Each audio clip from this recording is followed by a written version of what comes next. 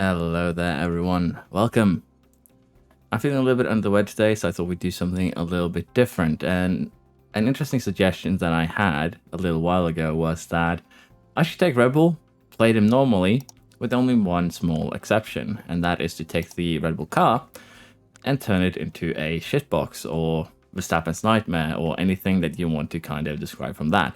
So that's kind of what we're going to do today. We're going to see if I can take the RedBull car, which is, let's be honest, fairly dominant, and develop it into a car that struggles to get in the points or might just fall out of the points completely, even with these two guys driving it. Another suggestion that I had gotten is, of course, to create more of a youth team, the youngest F1 team, talent, staff, everything. And that might be something we'll revisit at a different time, but that would be more of a serious type thing. But today I thought I'd have a look at this one. We are going to be doing more basically first season, season challenge. Winning first season challenge with both AlphaTauri and Alfa Romeo. But as I said, feeling a little bit under the weather today. Not doing very well in my honest opinion. But I want to sit down and have a little bit of fun with F1 Manager. And I thought this would be a good one. So we're going to take the RedBull car and we're going to absolutely destroy it. So let's get right into it. If we want to destroy a car, we want to make a car that has very low speed, top speed, very low cornering ability, and very low DRS effectiveness. So you basically want to maximize dirty air, brake cooling, and engine cooling. And that is kind of going to be the running theme for this one. And if we really wanted to, we could go maximized on weight as well. That probably would benefit us. But I wanna try and make two versions of this car. One with minimum lifespan, one with maximum lifespan. And we'll make the minimum lifespan first, and then we'll make the maximum lifespan version afterwards. And I want to see what the difference between the two are. So let's go ahead with this one. That's the thing, it's still an upgrade. It's still actually an upgrade. So let's get that one under cooking. And we're going to do front wing rear wings last because they are easy to manufacture. And generally here what we're trying to do is get a car that's going to be decent come Baku, or in this case, a shitbox come Baku. So let's see if we can get that developed. We are going to focus high speed, brake cooling, and airflow front. We're going to do this with the suspension, and even this doesn't truly break the suspension, as you can see. We don't get any massive gains of stats, but at the same time, it doesn't really break it much, if at all. We can do this though. That actually helps. So let's get the airflow front down. Could probably turn down high speed cornering as well. And as you can see here, we just gain a ton of brake cooling. So that's what we're going to do with this one. Let's get it rushed. Next up, underfloor, we're going to go ahead and basically just make an airflow sensitivity one. Probably go ahead with top speed too. We might actually have to make compromises like this, where we sacrifice cornering for top speed for this one, and maybe make the quickest car alive. Now, since we're going to do it somewhat normally, as I said, we're going to put CFD time into this. And as you can see, we have the ATR penalty. So it's not going to have a huge effect, but it's still going to affect it positively. So even if you try and play the game somewhat wrong, it's actually kind of hard to do that. Let's see, side pods. Next up, engine cooling, drag reduction, airflow front, and airflow middle. And again, the thing is, you need to focus something, because if you sacrifice everything, you just get something that is good at everything. But let's just do it like this for now. I want to see how this actually plays out. And that is actually what we're going to be going with. So these are going to be our initial kind of designs. We are going to have a couple of races incoming in Bahrain, Jeddah, and Melbourne. And honestly, we should be winning all three of these handily, even with these new upgrades. We probably will have the underfloor and the chassis for, well, Melbourne at the very least, probably not Jeddah. And we'll have the other two pieces also for Melbourne. And that should make those two races fairly interesting. But since we will be winning, I might show you a little bit about Bahrain, just how much of an advantage you actually hold this RedBull. Then we'll have a look at the same at Jeddah and see if that advantage goes down or if it grows over the course of this season. So let's get into it. Let's see what we can actually do with this car, if it turns into a shitbox, or if the RedBull car is just strong enough to avoid it. To be fair though, if you really want to make a shitbox, the best way to do that is probably with, as I said, maximum durability pieces. So we'll make another version after we made the first version here with the proper pieces, so quote unquote proper. High high durability ones, and we'll see just how much of a difference high durability versus low durability also has an effect on this game. So we're going to get everything set up here. We're going to jump into Bahrain, and we're going to see how we perform. Coming out of Bahrain, it is not surprising that we beat the Ferraris here, in the Verstappen's case, by a good 45 seconds. So let's see if we can get that a little bit closer come Baku. But yeah, we're probably going to see around the same numbers come Jeddah, so that shouldn't come as a surprise. We have some driver bonuses that we need to pay out, which is going to be fairly expensive. But with these designs being done in about a week, we're going to get started on the front and the rear wing. Underfloor design has been completed. And with that, we're going to go ahead and manufacture said underfloor, because we are going to manufacture these things and just see what the difference is. Apparently, we have incredibly slow manufacturing here. That is actually a really big weakness for the Red Bull. What is that? What? Because we need to upgrade the factory. Spend some money immediately. But yeah, do they have the sponsorship that actually makes you... Oh yeah, they have both of them. I didn't realize the Red Bulls were that screwed over in terms of manufacturing capabilities. But yeah, that's a bit surprising. That also makes it kind of potentially unreliable to get these things done by Baku, at least the first version.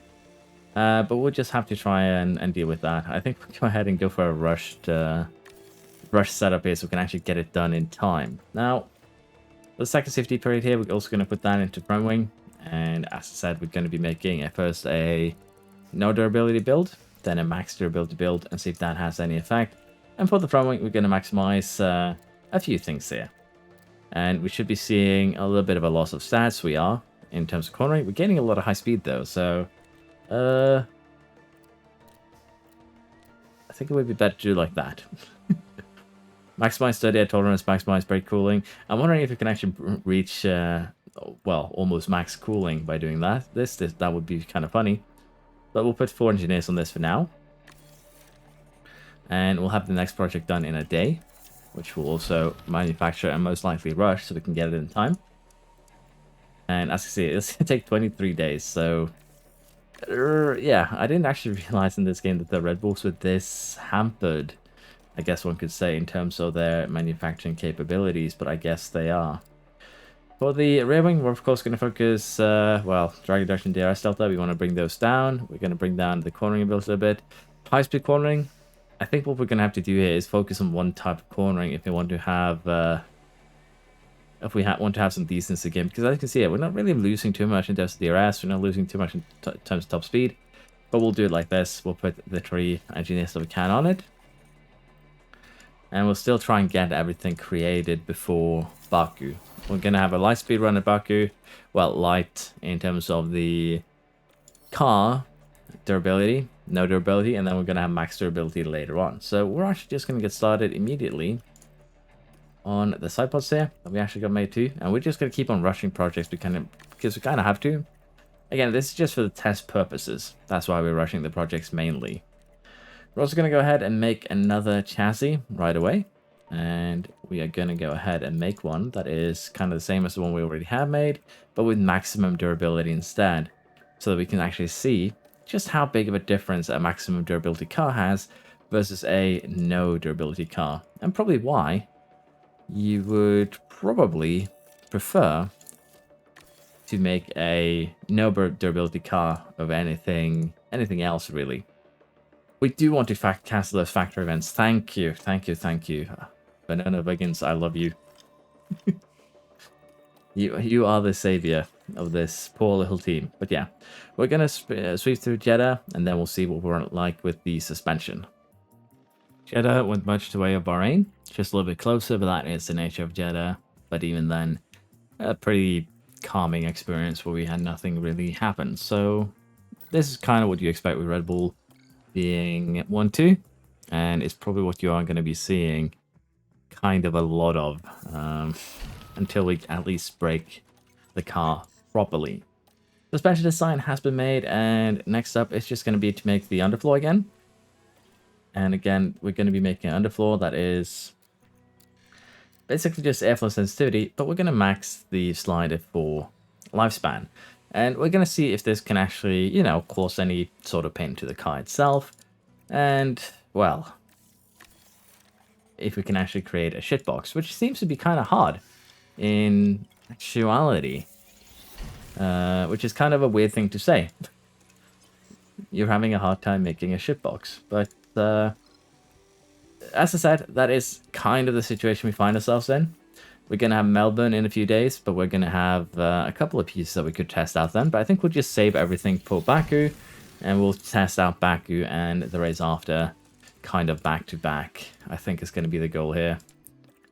Just double checking that we have everything under manufacturing, and we do. So let's get the second set prepped, and we'll head to Australia, get the race weekend done, and then we'll get everything set up for Baku itself. So a lucky red flag 10 laps before the end put Leclerc basically in between us, but honestly, no biggie. We would have cleared Leclerc pretty much by 10 to 12 seconds if it weren't for the flag itself. So still, Red Bulls are fairly dominant. We haven't put on any new parts.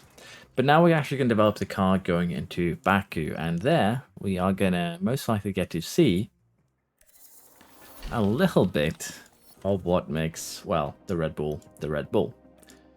Chassis design has been completed. This is the slow design, so we'll go straight onto the suspension. And we're gonna lower a lot of things here. Something like that, maybe. Is it better to mess around with, yeah, you see here. It is better to do that because then we get less of other stats. So figuring out what is the best combination here is going to be a little bit rough. But generally you want the brake cooling to be as high as possible. So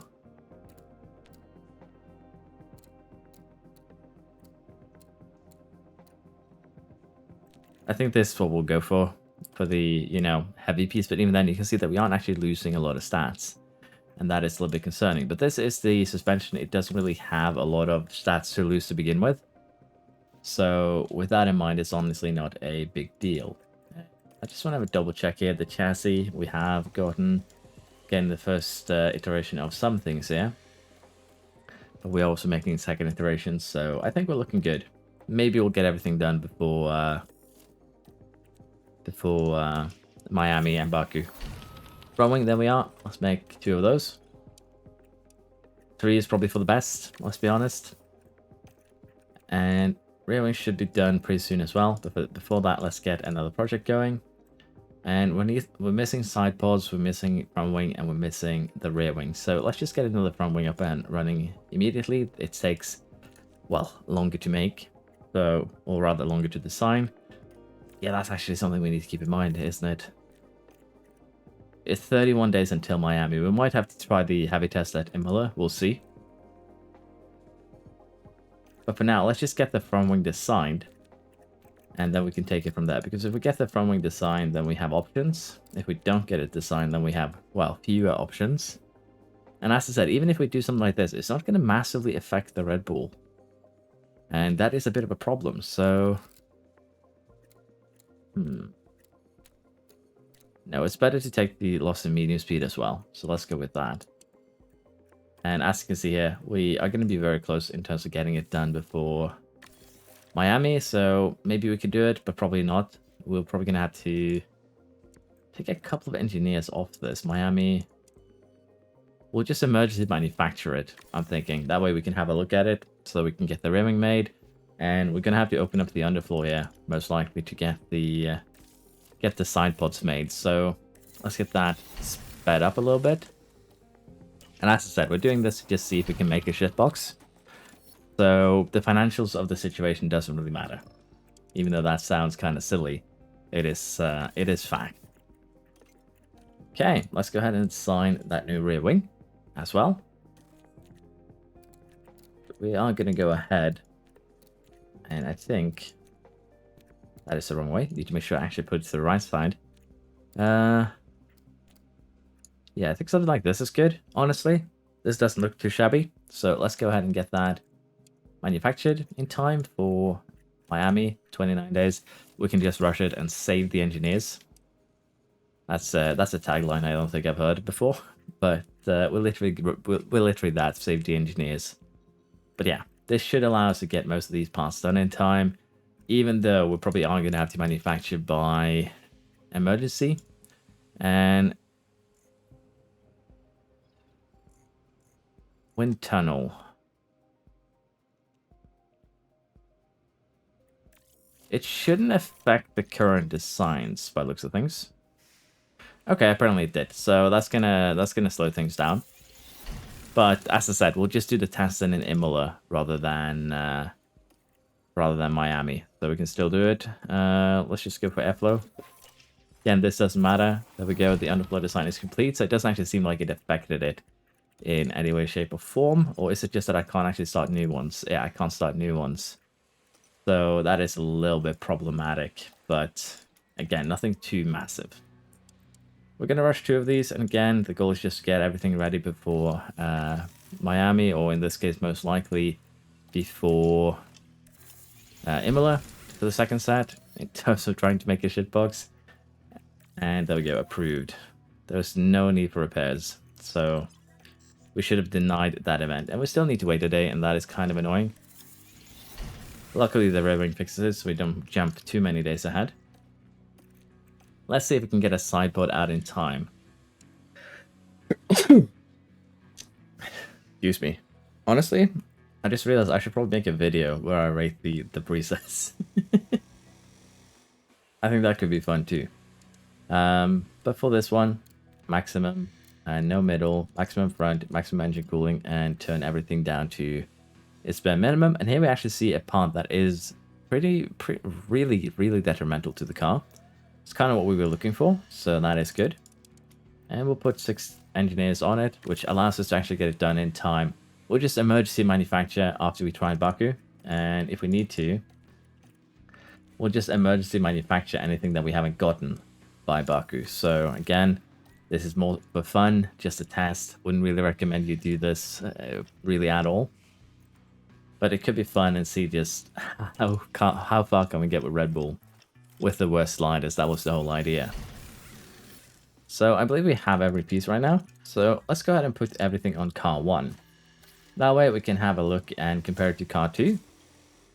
And I want to see here, as I said, because these first parts here with minimum durability didn't really seem to harm the car much, if at all. I don't think we're going to see...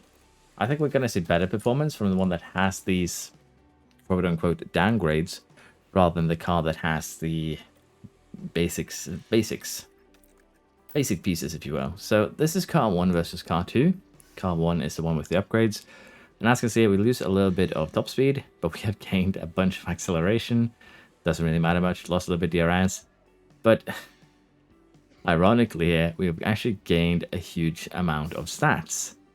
We have gained cornering, we gained medium, we gained high, we gained dirty air. And as you can see, that's just from shedding weight. That's the main thing here, because putting a slider to its maximum well, all the way to the right, all the way to the left, if you do that enough with everyone's, not everything to the right, everything to the left, but kind of balanced, you will be able to make parts that are really powerful. And you can actually see it here too. We basically focused on the things that the cars are bad at to some degree. Car parts, this is, different parts are bad at. And even then, because of the weight we've shed, this is still a really significant upgrade. And that is kind of worrisome. If you have a look at Ferrari, we're still quicker than them in almost everything. We're definitely first on brake cooling and engine cooling. And Ferrari is the second lightest team. They've only shed 11 kilos so far. So, while durability was a nice concept, this kind of just goes to show that it has a little bit too much impact on the car stats. And I really wish durability also went into error chance. That if you make a car that is extremely quick, but also has a higher risk of errors, like what we've seen this season, that has having its suspension snap, basically component failure due to low durability, basically means that, yes, they can fail scrutineering too, but they can also fail during the race if they're already low durability going into the race. That way, you'd actually add risk to low durability parts, and you'd also force the player to be more alert and actually switch out parts before they get too worried, because they would straightforward crash your car. I understand that they made the system as it is because it's easier for the average player to handle it, but yeah, I'm surprised that we can make a car that is sorry, that's the wrong thing I want to have a look at. I'm surprised we made a car that is actually this much better than the base car with sliders that I honestly would not recommend using. Let's put it like that. So with that out of the way, we are going to head to Baku, and I think what you saw there is pretty self-explanatory as to why I believe we're going to have 1-2 in the sprint and 1-2 in the race itself. So let's look forward to Miami, see what we can do. I'll show you the racing if we are slower, but as you can see there, compared to the Ferrari, we're actually quite a lot quicker. So I assume that we're going to be pretty dominant here. Unsurprisingly here, we did win the sprint at a perfect half an hour time at that, and a good 10, well, actually 15-ish seconds down to the Ferrari. So yeah, the car currently is probably good enough that we don't really need to be worried about really anything. So as long as you keep durability down, I don't think it's possible really to make a bad car. The car is going to be an upgrade as we've seen here. Of course, there's probably some other slider combinations that would make a worse car, but as I said, I have tried to focus a little bit on what each part is kind of bad at, and we've tried to maximize sensitivity, cooling for both engine and the suspension, and it just hasn't worked here. So let's see how we do in Baku in terms of results, and then we'll try the max durability build in Miami. So we have a little bit of an interesting situation here that I just want to have a look at. So Verstappen has crashed, yes, but the interesting part here is that he has punctured a tire, well, almost punctured it, got a lot of damage, but he has major damage to suspension and minor damage to chassis. And I'm curious to see if he can keep that going till the end of the race. You can see that he is really slow, but I'm just curious how slow he's going to be here, if he's going to be able to, even with that damaged car, to be somewhat competitive. So we're going to allow Verstappen to keep on running, and we'll see if he can make it we'll see if he can make it back into this race. But currently what we were planning is just a very simple one stop. That might still be the case for Verstappen, but that is going to be the plan here for Perez. Probably once he reaches 40%, we're going to do a very basic one stop. And as you can see, over the course of the first stint already, we have gained good 18 seconds over the Ferrari driver of Sainz. So the car is still very, very good. But I want to see here if we can get Verstappen back into the points. Side quest basically. Chassis, suspension, can we still make him put him on the podium? So we have Stroll kind of ruining our fun here by causing a bit of a red flag, but Verstappen down in 7th, he is running a second or so slower than the Ferraris, so nothing really that we could do about that. We're just going to have to put him on a medium tyre here. But Perez has been running in first. He had a good 30 seconds on the Ferraris. We could have pitted and still got him out safely, no problem. So the car is still very, very good. It's just Verstappen's damage that has put him in a bit of a pickle here. So, but definitely this no durability build, even with somewhat bad sliders, is not enough to turn it into a shitbox. It's just not enough. We need more. And we're probably going to have to try and get more if we get an opportunity to go for that. But yeah, Perez did get a good start here. We should be winning, and I think we'll just jump to the end. This might actually help Verstappen because now he's close to everyone else, but as one might expect, Leclerc actually opted for old softs. We have Alonso on mediums, we have a lot of medium runners, but we'll see how high we can get Verstappen. 4 laps, and he's already getting kind of bogged down by Alonso. King of the Streets strikes again. We did manage to hold on, 2 seconds ahead of Sainz. Hamilton with the podium. Verstappen still made up a couple of places though, but didn't really have the oomph. But I can say for sure that we did not turn it into a shitbox. We also had a couple of sort of pit stops, but that didn't really affect us in any way, shape, or form. We were still majorly ahead. But yeah, the no durability shitbox, not a shitbox, at least for RedBull. And the question now becomes, are we able to actually make a proper shitbox for the Miami GP? And that's going to be the key here. So we're going to emergency manufacture some things here, just because, well, we want to do it for the experiment. So I'm going to go ahead and get all of these pieces manufactured and made. And then we will see exactly how we are looking compared to the current build that is on Paris's car. And I would assume that this is going to be a pretty significant, not really debuff, but pretty significant downgrade in performance. That is the only thing that I would expect. And we still have 3 days to get both of the... Sorry, that was the wrong place. Get both of the wings prepared. And that's what we're going to do right now.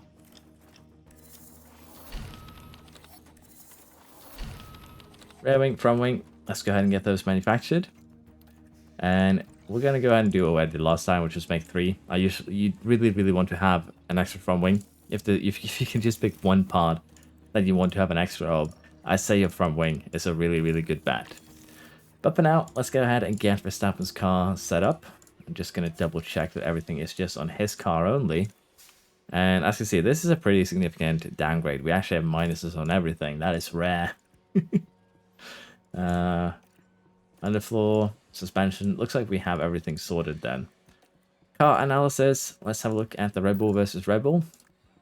And here we're starting to get into actual downgrade levels. So let's talk a little bit about what we have actually gotten downgraded.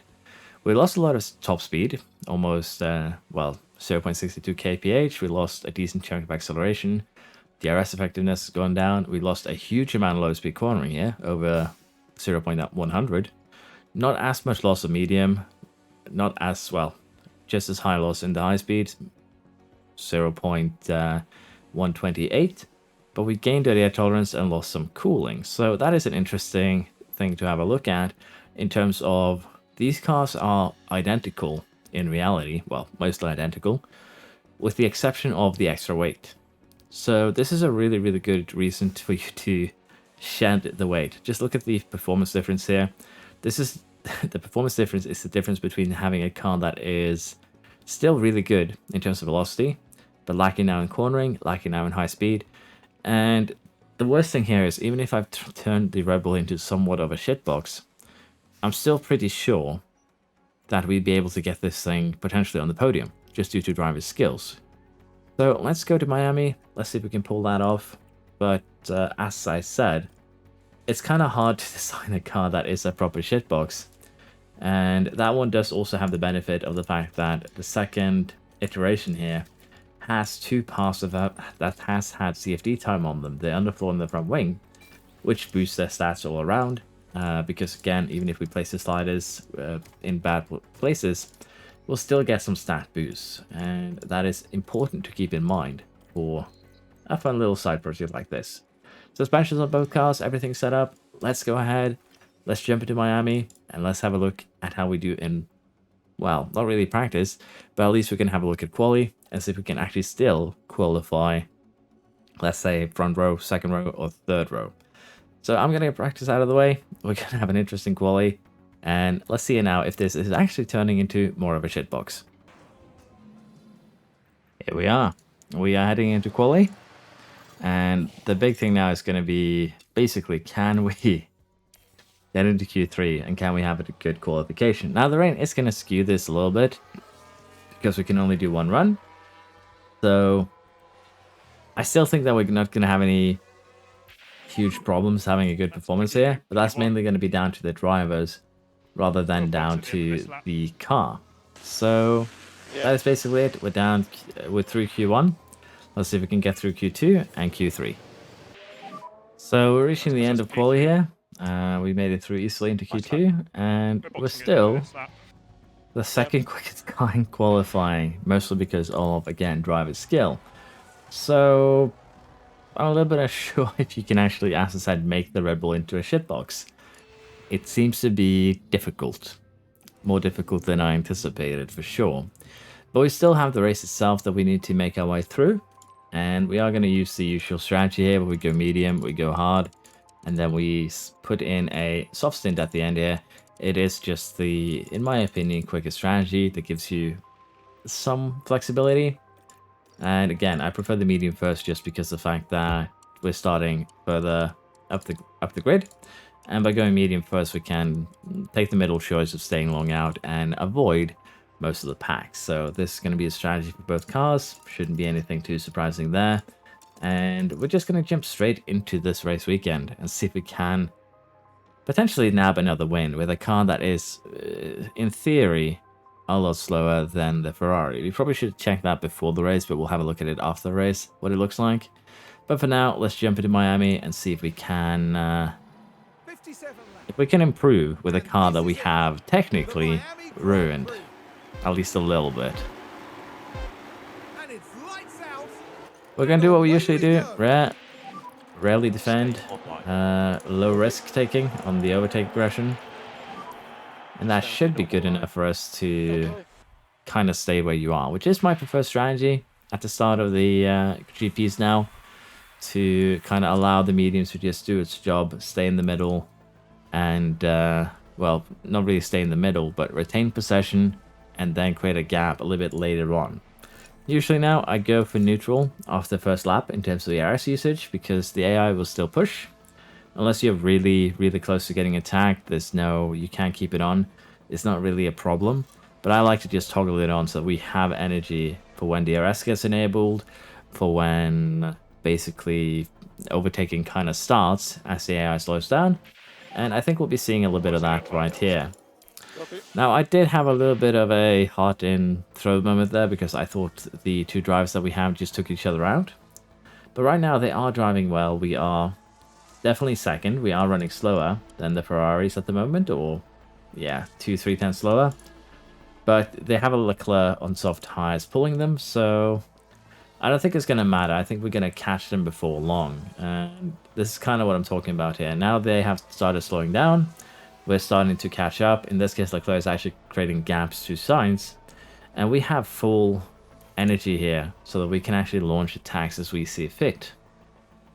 And that is a little bit of what we're going to get started on here. We're just going to allow Verstappen to deploy.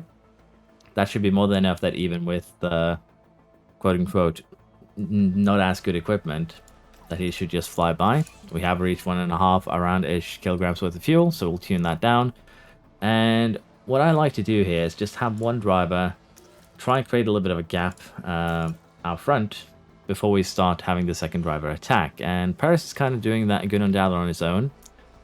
And if we attack with Paris, what's going to happen is that we're just going to pull Sainz along to Leclerc. So we're going to have to, unfortunately, recharge Verstappen again here a little bit if we want him to launch another attack, which of course we will.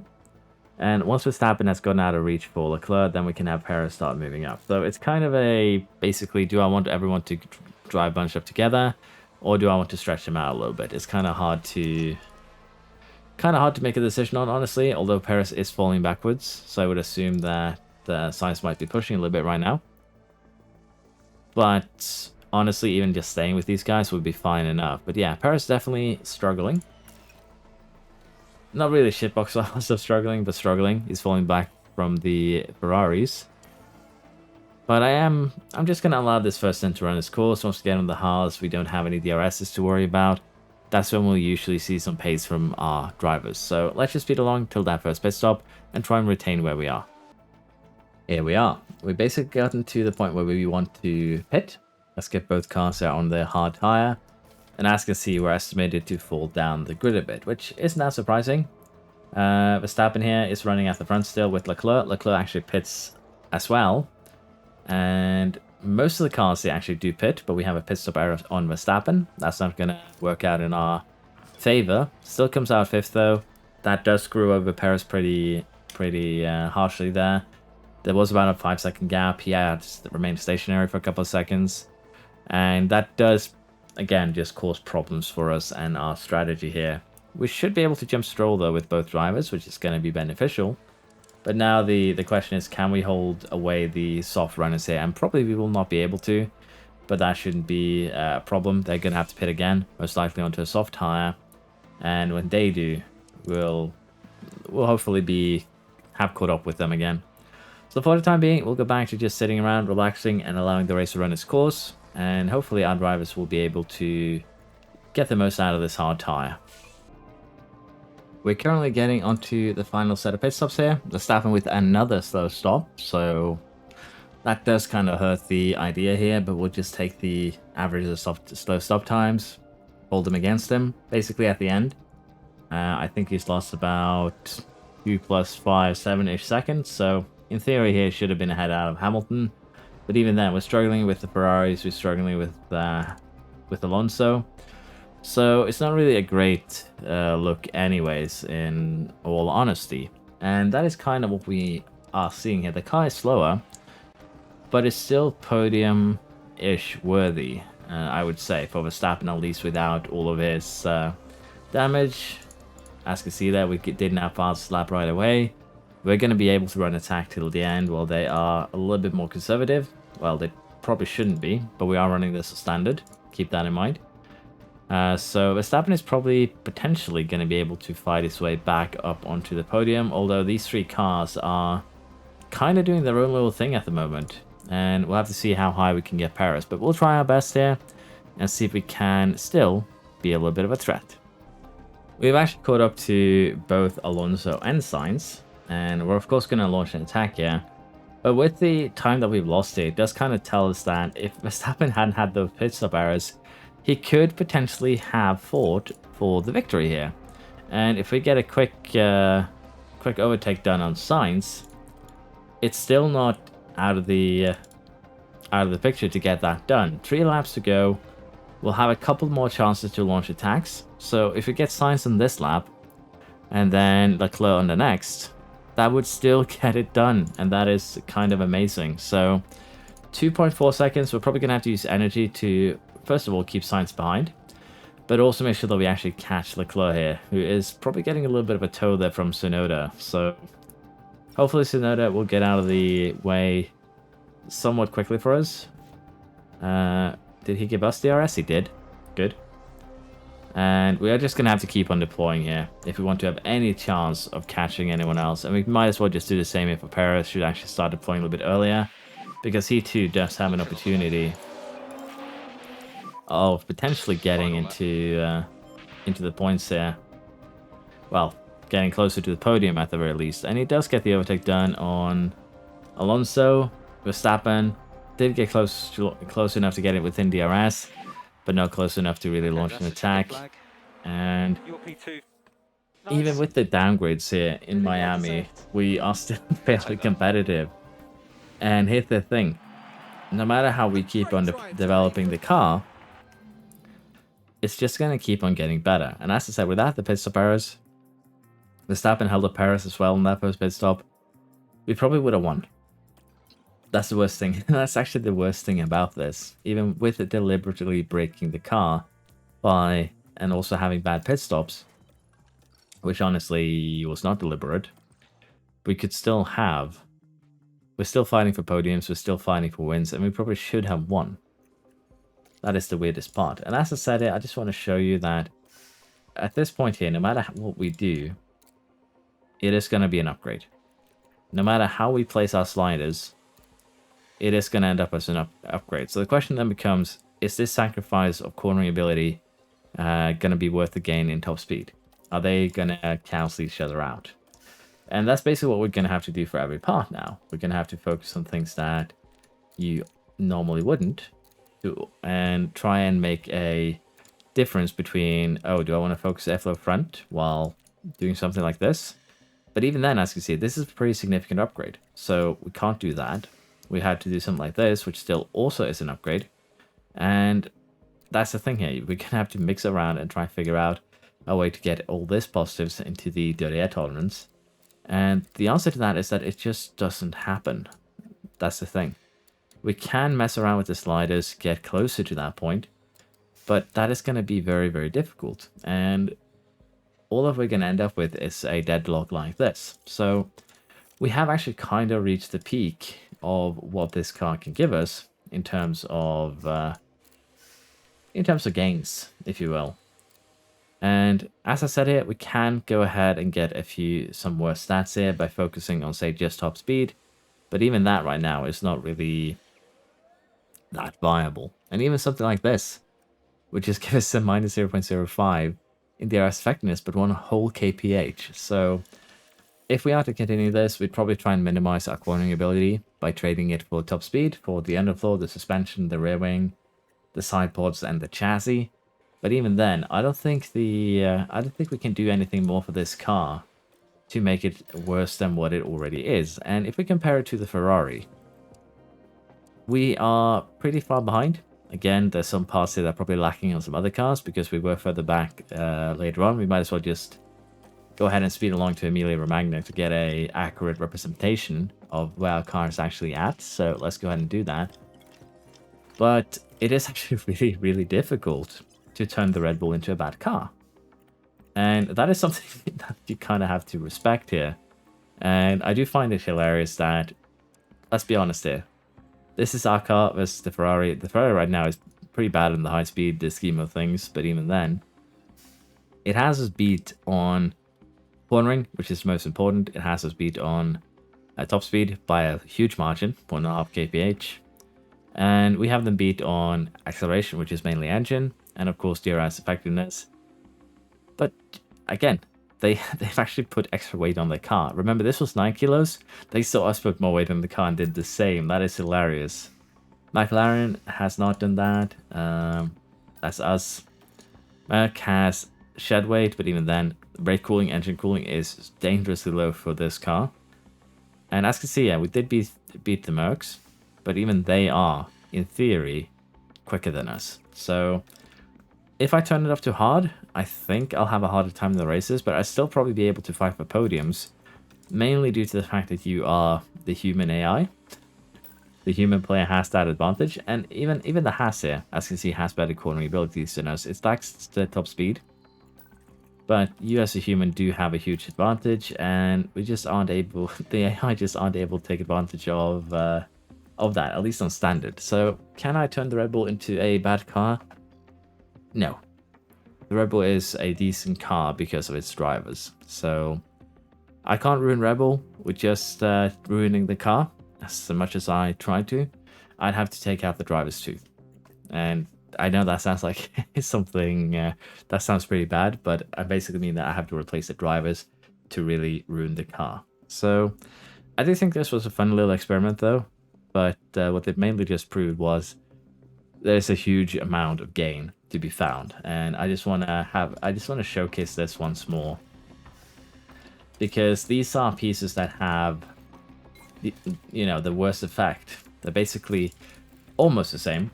The sliders are slightly different than a couple of them, let's be honest, but in terms of the goal is the same. And the only main difference between this car and this car is just the durability sliders. So you can see that going minimum durability has a huge effect on the total stats of the car. And that is something that is important to keep in mind. This car can still be first as long as it has no extra weight.